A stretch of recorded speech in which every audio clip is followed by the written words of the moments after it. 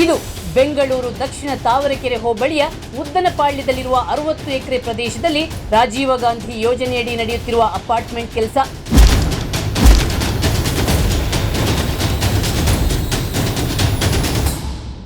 Apartment ನಿರ್ಮಾಣ ಕಾರ್ಯ ಈಗ ಇಲ್ಲಿನ ಜನರ ನೆಮ್ಮದಿಯನ್ನೇ ಹಾಳು ಮಾಡಿದೆ. ಇಲ್ಲಿನ ಸುತ್ತಮುತ್ತಲಿನ ಜನರಿಗೆ ಈ ಗೋಮಾಳ ಜಾಗ ಜೀವನಾಧಾರವಾಗಿತ್ತು. ಆದರೆ ಸರ್ಕಾರ ಕೆಲವರಿಗೆ ಅನುಕೂಲ ಮಾಡಿಕೊಡಲು ಅನೇಕರಿಗೆ ತೊಂದರೆ ಕೊಡುತ್ತಿದೆ.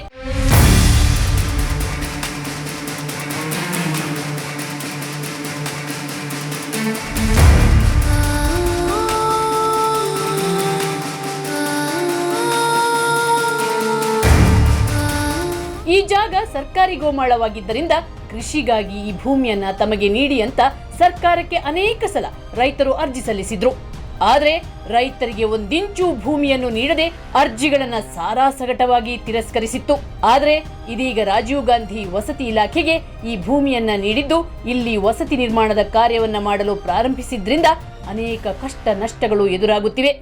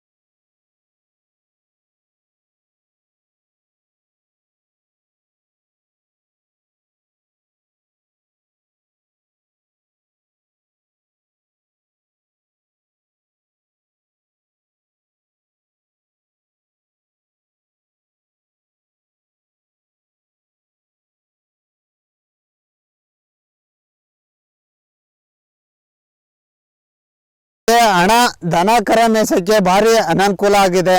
ಇಲ್ಲಿ 5 ತಲೆಮಾರಿಂದ ಪ್ರಾಚೀನ ಕಾಲದಿಂದ ಬೆಟ್ಟ ಗುಟ್ಟ ಇತ್ತು. ಅದರಲ್ಲಿ ಗೋಮಾಳ ಜಾಗ ಚೆನ್ನಾಗಿತ್ತು. ದನ ಕರ ಕುರಿ ಮೇಕೆ ಮೇಯಿಸ್ಕೊಂಡು ನಾವು ಕೆರೆಯಲ್ಲಿ ನೀರು ಕುಡಿಸ್ಕೊಂಡು ಹೋಯ್ತಿದ್ದು. ಮಾನವನಿಗೆ ಬದುಕಲು ಬೇಕಾದಷ್ಟು ಸಂಪನ್ಮೂಲಗಳಿದ್ದರೂ ಕೂಡ ದುರಾಸೆಗೆ ಬಲಿಯಾಗಿ ಬೇರೆಯವರ ಜೀವನ ಹಾಳು ಮಾಡುತ್ತಿದ್ದಾನೆ ಅಂತಾರೆ ಇವರು. ಸರ್ಕಾರ ನಮಗೆ ಭಾರಿ ಅನಾನುಕೂಲ ಮಾಡ್ತಾರೆ. 3 ಗಂಟೆಗೆ ಬ್ಲಾಸ್ಟ್ ಮಾಡ್ತಾರೆ. ಊರಲ್ಲಿ ಇರೋಕ್ಕಾಗಲ್ಲ. ಗ್ರಾಮದಲ್ಲಿ ಬಿಲ್ಡಿಂಗು ಮನೆಗಳು ಕ್ರಾಕ್ ಬಂದವೆ. ಈ ಕೆರೆ ಮುಚ್ಚಿ ಮನೆಗಳು ಕಟ್ಟಕ್ಕೆ ನಿಂತವ್ರೆ. ಈಗ ಸಿದ್ದೇಶ್ವರ ದೇವಸ್ಥಾನ ಹತ್ರ ಹೋಗಕ್ಕೆ ದಾರಿ ಇಲ್ಲ ನಮಗೆ. ಈ ಪರಿಸರದಲ್ಲಿ ಒಂದು ಕೆರೆ ಇದೆ, ಅದು ಮುಚ್ಚಿ ಹೋಗುತ್ತಿದೆ. ಇಲ್ಲಿ ಪುರಾತನ ಕಾಲದ ಸಿದ್ದೇಶ್ವರ ಸ್ವಾಮಿ ದೇವಾಲಯ ಹಾಗೂ ಶ್ರೀ ಪಂಚಮುಖಿ ಆಂಜನೇಯ ಸ್ವಾಮಿ ದೇವಾಲಯವಿದ್ದು ಅದಕ್ಕೂ ಹಾನಿಯಾಗುತ್ತಿದೆ.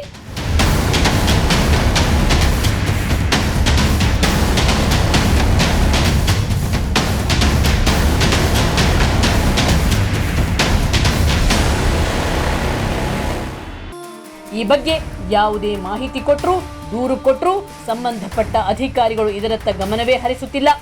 ಯಾವ ಪರಿಹಾರವನ್ನು ಜನರಿಗೆ ನೀಡುತ್ತಿಲ್ಲ ಎಂಬುದು ಸಾರ್ವಜನಿಕರು ಆಕ್ರೋಶ ವ್ಯಕ್ತಪಡಿಸುತ್ತಿದ್ದಾರೆ.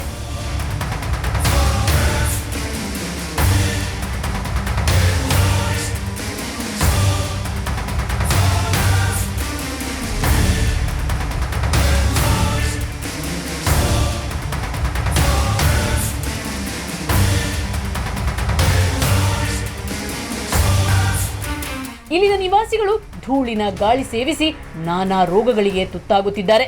ಅಲ್ಲದೆ ಅಪಾರ್ಟ್ಮೆಂಟ್ ಕಟ್ಟೋ ಜಾಗದಲ್ಲಿ ಭಯಾನಕ ಸ್ಫೋಟ ಮಾಡುತ್ತಿರೋದ್ರಿಂದ ಮನೆಗಳೆಲ್ಲ ಬಿರುಕು ಬಿಟ್ಟಿವೆ. ಅಲ್ಲದೆ ತಮ್ಮ ಮನೆ ಯಾವಾಗ ಬಿದ್ದು ಹೋಗುತ್ತೆ ಅನ್ನೋ ಆತಂಕದಲ್ಲೇ ದಿನ ಕಳೀತಿದ್ದಾರೆ ಸ್ಥಳೀಯರು.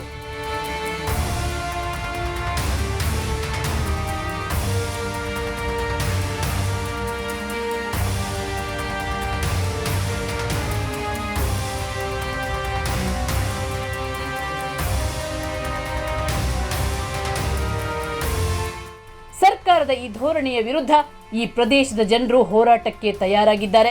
ಇಲ್ಲಿ ಅಪಾರ್ಟ್ಮೆಂಟ್ ಅನ್ನ ಮಾಡದಂತೆ ಸಾರ್ವಜನಿಕರು ದನಿ ಎತ್ತಲು ಮುಂದಾಗಿದ್ದಾರೆ. RCCL ಗುತ್ತಿಗೆದಾರರನ್ನು ನೀಡಿ ಬಂಡೆ ಮತ್ತು ಪರಿಸರ ವನ್ಯಜೀವಿಗಳಿಗೆಲ್ಲ ತೊಂದರೆ ಆಗ್ತಾ ಇದೆ.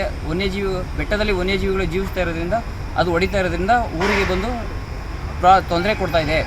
ಇದನ್ನ ಯಾವಾಗ ಬೇಗನೆ ಸ್ಟಾಪ್ ಮಾಡಬೇಕು. ಸ್ಟಾಪ್ ಮಾಡದೆ ಹೋದರೆ ನವೆಂಬರ್ 10ನೇ ತಾರೀಕು ನಂತರ ಉಗ್ರ ಹೋರಾಟ ಮಾಡಲಿದ್ದೇವೆ. ಹಾಗೂ ಅದರ ಪಕ್ಕದಲ್ಲೇ ಇರುವ ಕೆರೆಯನ್ನು ಕೂಡ ಮುಚ್ಚುತ್ತಾ ಇದ್ದಾರೆ. ಅದು ಮುಚ್ಚುತ್ತಾ ಇರೋದ್ರಿಂದ ಏನಾಗುತ್ತೆ ಅಂದರೆ ಆಲ್ರೆಡಿ ಕೆರೆ ಹಿಂದೆಗಡೆ ವ್ಯವಸಾಯ ಮಾಡ್ತಿರೋ ರೈತರಿಗೆ ಎಲ್ಲ ಪ್ರಾಬ್ಲಮ್ ಆಗುತ್ತೆ. ಇನ್ನು ಸ್ವಲ್ಪ ದಿವಸ ಹೋದರೆ ಕೆರೆ ಒಡೆದೋಗುವ ಸಂಭವವಿದೆ. ಮಾಡ್ತಾ ಇರೋದ್ರ ಬಗ್ಗೆ ನೀವು ಯಾಕೆ ಕ್ರಮ ಕೈಗೊಳ್ತಾ ಇಲ್ಲ? ನೀವು ಏನು ಇದೆ ಲೋಪದೋಷ ಏನಿದೆ? ದಯವಿಟ್ಟು ಶಾಸಕರು ಇದ್ರ ಬಗ್ಗೆ ಗಮನ ಹರಿಸಲೇಬೇಕು. ನೀವು ಸಚಿವರಾಗಿರ್ಬೋದು, ನಿಮ್ಮ ಕ್ಷೇತ್ರದಲ್ಲೇ ತೊಂದರೆ ಆಗ್ತಾ ಇದೆ. ಇದು ನಮ್ಮ ರೈತರುಗಳಿಗೆಲ್ಲ ತುಂಬ ತೊಂದರೆ ಆಗ್ತಾ ಇದೆ. ಮತ್ತು ಡೈರಮೆಂಟು ಬಂಡೆನ ಬ್ಲಾಸ್ಟ್ ಮಾಡೋಕ್ಕೆ 3 ಗಂಟೆ ಮಧ್ಯಾಹ್ನ ಜೊತೆ ಬ್ಲಾಸ್ಟ್ ಮಾಡೋಕ್ಕೆ ಇವನಿಗೆ ಯಾವನು ಪರ್ಮಿಷನ್ ಕೊಟ್ಟವನು?